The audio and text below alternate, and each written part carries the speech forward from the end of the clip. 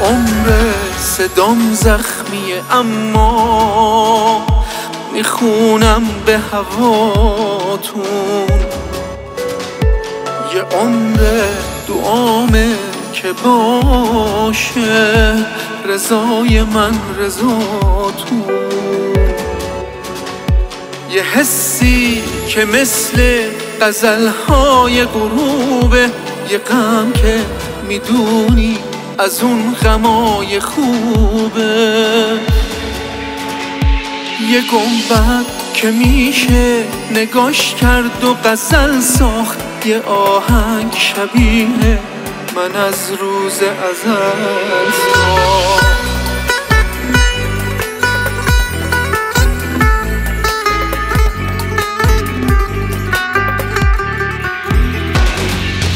نظر هر سال من یه ترانه غریبانه برای شماست. عمری خونه دل دیوونه من سهم و سرای شماست. 100,000 بار اگه توی لحظه ها بمیرم و به دنیا بیام، خون زاده شماست. همه غربت و دلتنگی و تنهایی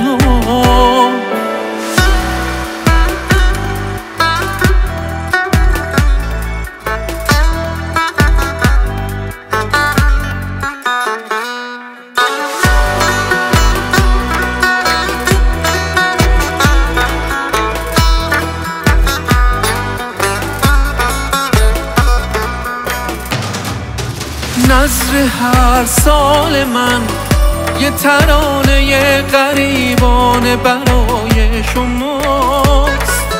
عمری خونه دل دیوونه من سهم و سرای شماست. 100,000 بار اگه توی لحظه ها بمیرم و به دنیا بیام، خون زاده شماست. همه غربت و دلتنگی و تنهایی